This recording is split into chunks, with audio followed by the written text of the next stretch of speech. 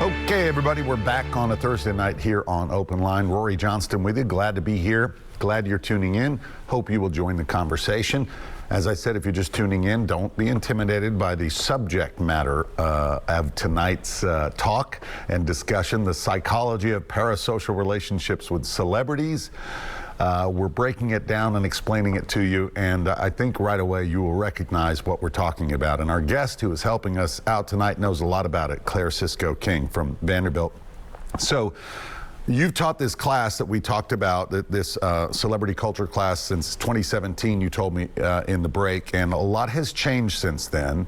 So we fast forward now to today's world of media and entertainment and social media, how it has really changed the game. I have one article here that talks about the Johnny Depp Amber Heard trial, which we will get into.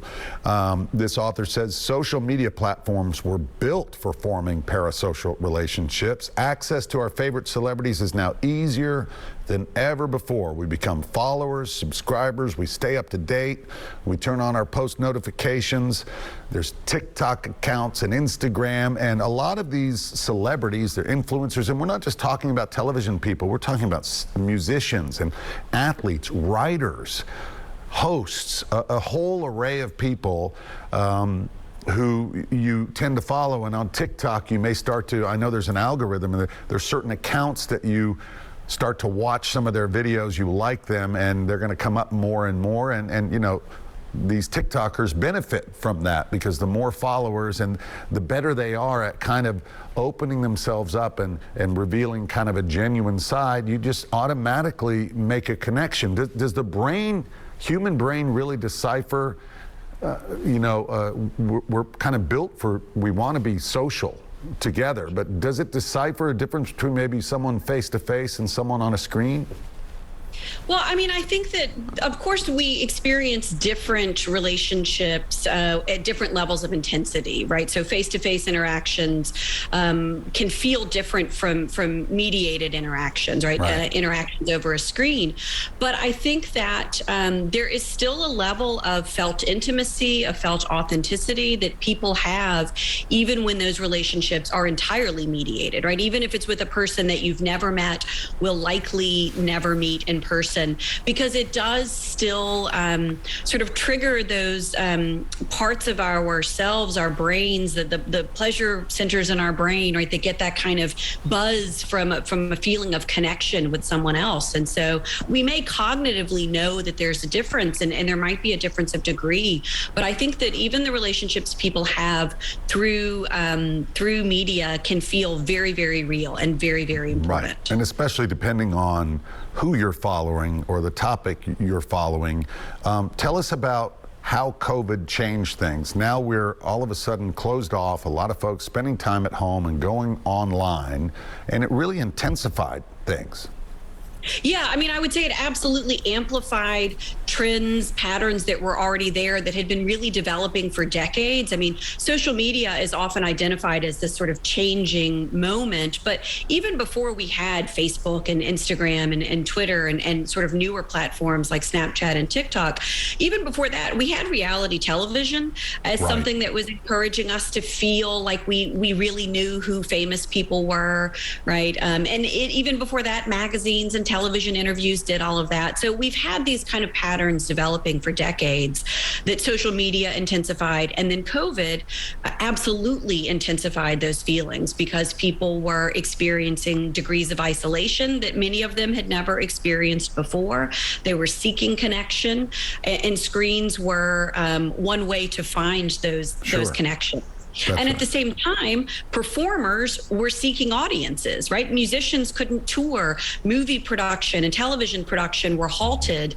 And so you have performers seeking audiences and people seeking connections. And so that really intensified these senses of being linked to each other.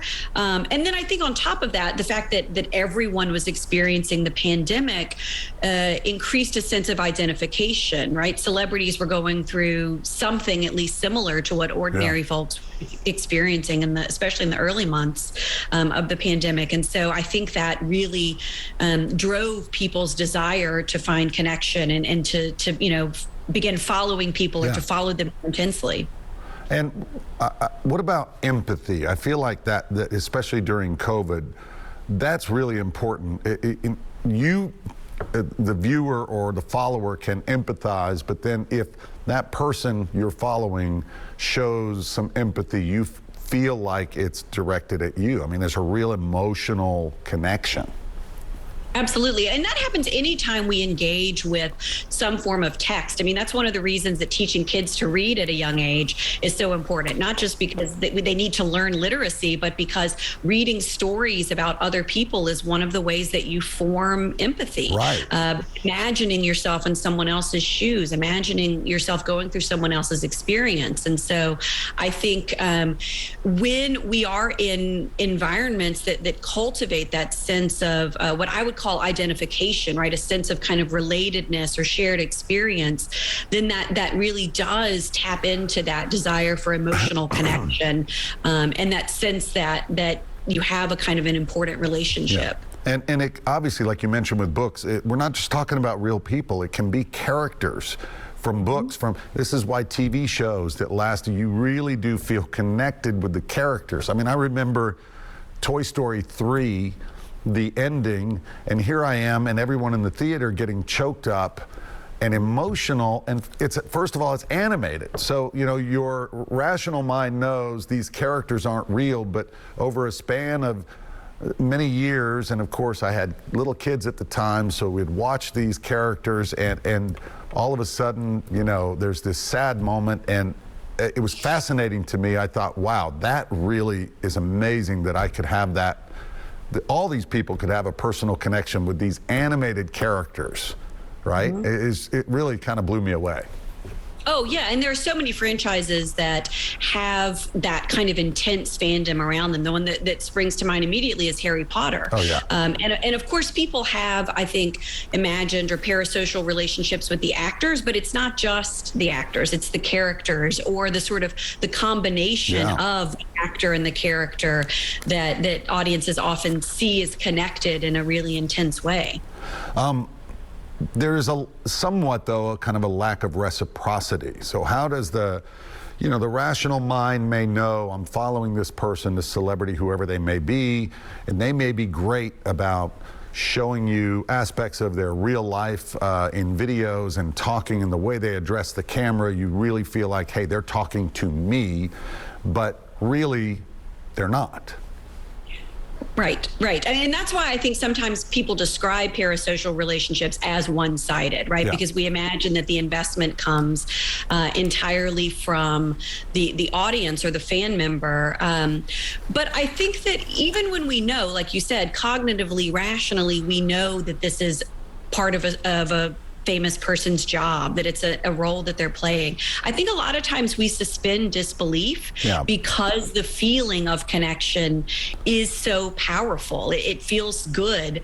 And so you can sort of push aside that rational recognition that it's not, in fact, a mutual or reciprocal relationship, and instead kind of buy into the fantasy because it does feel good. And people who are famous and who are good at being famous are really good at making those relationships feel authentic and speak to their fans in an intimate way, and so they cultivate that sense of connection. They do, and I don't want to slam all celebrities, because I know some of them are very, very genuine, and when they get to, they understand that connection, how important it is, and when they do get out and perhaps meet fans in person, a lot of them turn out to be very genuine and caring, and not the manipulative people that we think. But it really is, in a way, it's great to connect to someone, and it's kind of risk-free in a way.